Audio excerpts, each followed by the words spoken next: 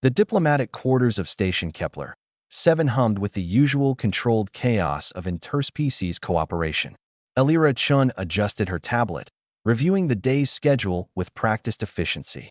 As the station's human xenobiologist, she'd grown accustomed to the peculiarities of working alongside dozens of alien species. The Vrexian delegation, however, presented a unique challenge. The Vrexians were apex predators from a death world called Vrexer Prime, a planet where the food chain resembled a vertical ladder of nightmares. Standing nearly 3 meters tall with obsidian scales, razor-sharp claws, and teeth designed to crush titanium, they were the embodiment of every horror movie creature humanity had ever imagined. Their yellow eyes could track prey across kilometers, and their bite force could snap a steel beam. Most species gave Vrexians a wide berth. Even the warrior Korthax, renowned across the galaxy for their battle prowess, treated Vrexians with wary respect. Humans, as usual, had a different approach. Dr. Chun, Ambassador Corval's translator, crackled as the massive Vrexian matriarch entered the lab. I apologize for the inconvenience, but I require your assistance with an unexpected situation. Elira looked up from her microscope. Behind the ambassador, a smaller figure lurked, barely a meter tall, but unmistakably Vrexian in every terrifying detail. The cub's scales were still developing their midnight sheen, and its claws seemed slightly oversized for its frame, giving it an awkwardly dangerous appearance. This is Threx, my youngest offspring, Corval explained, her tone carrying what Elira had learned to recognize as Vrexian embarrassment. There was a miscommunication with his caretaker, and I have a council meeting in 10 minutes. Would you be willing to supervise him briefly? Elira barely suppressed a smile. The galaxy's most feared predator species was asking her for babysitting help. Of course, Ambassador. Threx is welcome here. Corval's relief was palpable. She spoke rapidly to Threx in their native tongue, a series of growls and clicks that made Elira's translation software struggle. The cub's response was a sullen hiss. The moment Corval left, Threx turned his full attention to Elira. His eyes narrowed, pupils contracting to vertical slits. A low rumble emanated from his chest, the Vrexian equivalent of sizing up prey. Every species representative on the station would have immediately called for security. The Vrexians were teaching their young to hunt from the moment they could walk. A Cub Snarl was a precursor to a learning strike, meant to test boundaries and establish dominance. Elira set down her tablet and looked directly at Threx. Then she did something that would be discussed in xenopsychology classes for the next decade. She snarled back. Not a human scream or shout, but a guttural, throat-deep growl that she'd practiced after studying Vrexian pack dynamics for months. It wasn't perfect. Her vocal cords couldn't replicate the subsonic frequencies, but it carried the unmistakable cadence of a challenge response. Threx froze, his bioluminescent throat patches flickering in confusion. Elira held his gaze, her posture deliberately relaxed but ready. She'd learned from observing Vrexian family groups that dominance wasn't about aggression. It was about confidence and clarity. After a long moment, Threx's rumbling stopped. His head tilted, and a curious chirp escaped him, a juvenile sound that shattered his predatory facade. That's better, Elira said softly, her voice returning to normal. Now, are you hungry? Because I've got something that might interest you. She pulled out a container from her cold storage unit. Inside were raw protein synthesizers she'd programmed specifically for Vrexian dietary needs, a texture and taste profile that mimicked their native prey. She'd made them as a gift for Corval, but hadn't found the right moment to present them. Threx's nostrils flared. His tongue, black and forked, tasted the air. Elira tossed him one. His reflexes were instantaneous. He snatched it mid-air with precision that would make Earth's greatest athletes weep. He bit down, and his eyes widened. Another chirp, this one unmistakably delighted.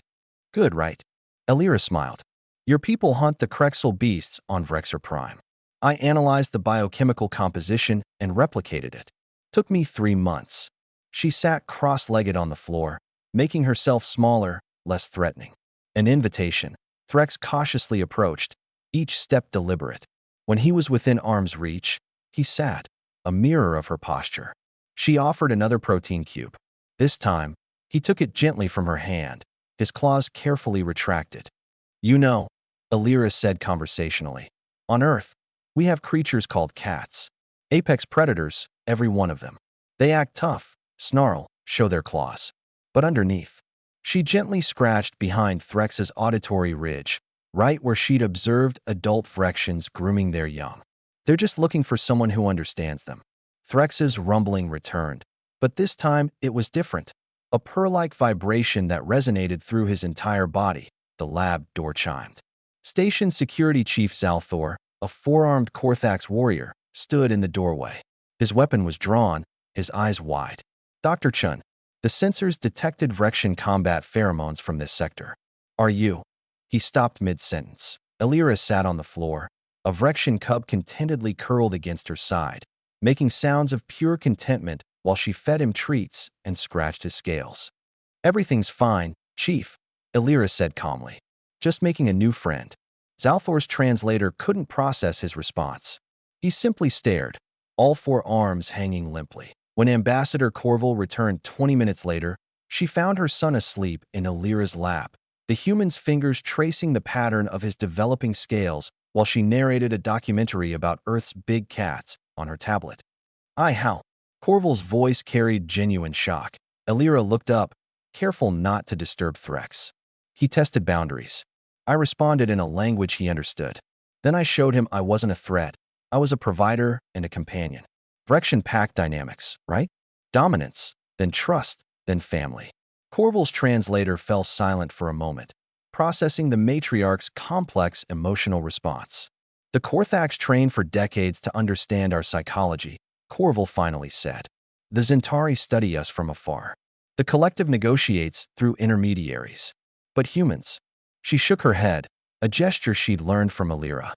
Humans see a predator cub snarl, and they snarl back. Then they offer food and friendship. Is that bad? Elira asked. No, Dr. Chun. Corval's throat patches glowed with warmth, the Phyrexian expression of deep respect. It's extraordinary.